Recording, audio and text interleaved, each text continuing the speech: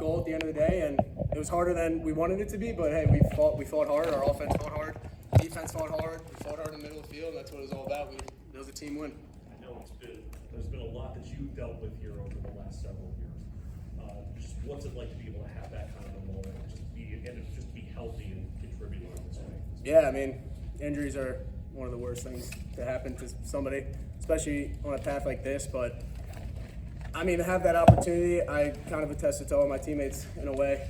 They built through practice for the last 4 years. I've gotten better, and they built me the person I am today, and I hope I've done the same to them. And that's how a team works. So just got to keep driving that way. John, how cool was it for you to see that moment for Riley to can the winner? Just happy for him and all these guys that are seniors. You know, obviously the whole team, but senior day is definitely different emotionally. I think for all coaches, you know, you kind of step back and realize, you know, your time is short with a lot of these guys, and you're super grateful for all the things that they do. You know, you think about the recruiting process, you know, where they were and now who they are, and just kind of the comments Riley made, like the people they become here. You know, you're super proud of them.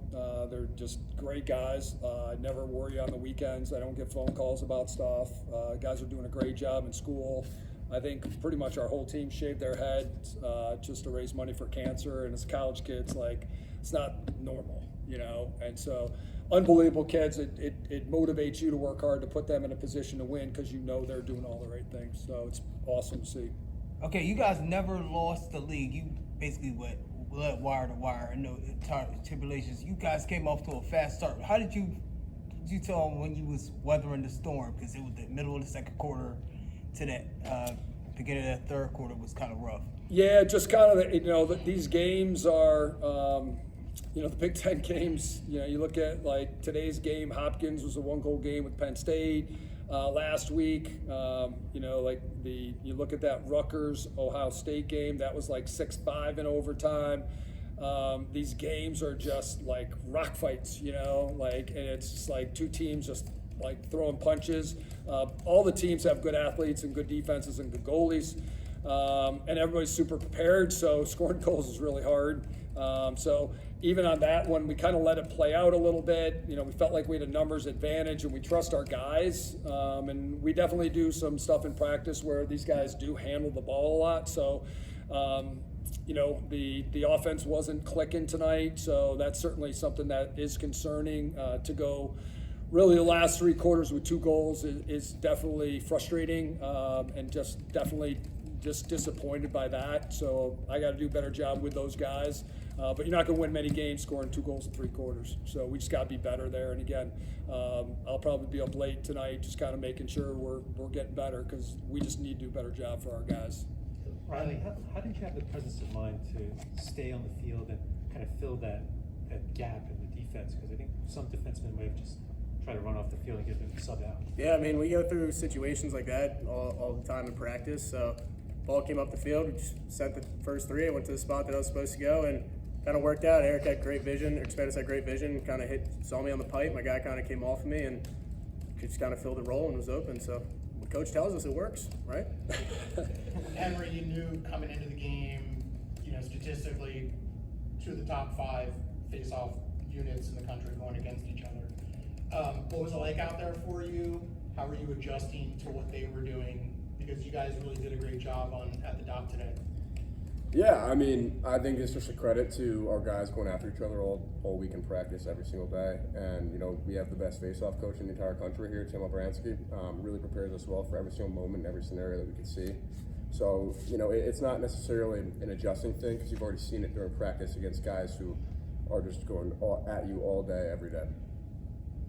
Henry, how's your adjustment to the Big Ten been this season? It's been awesome. The guys here have made it totally seamless.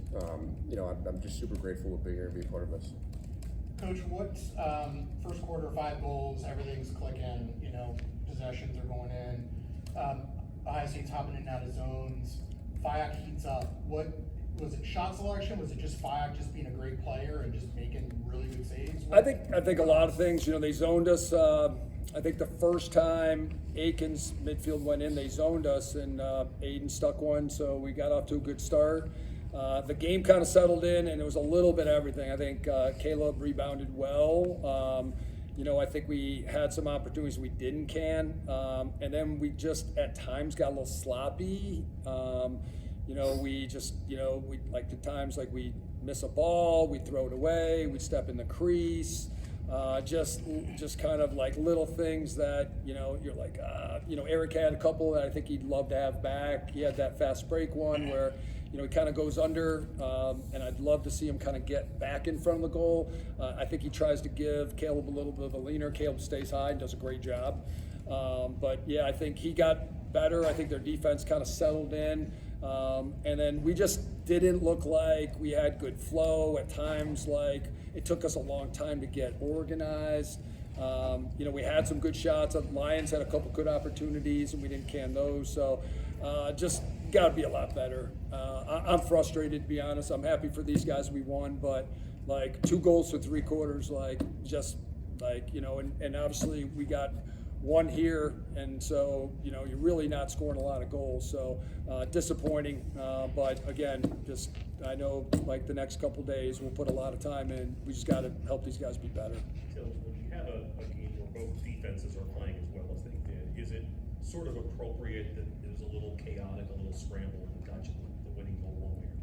Well, and you kind of like at times when the settled stuff isn't working, like even on the face-off, you have the timeout ready. George is coming down, and he could have thrown it to Leo, and he kind of holds it.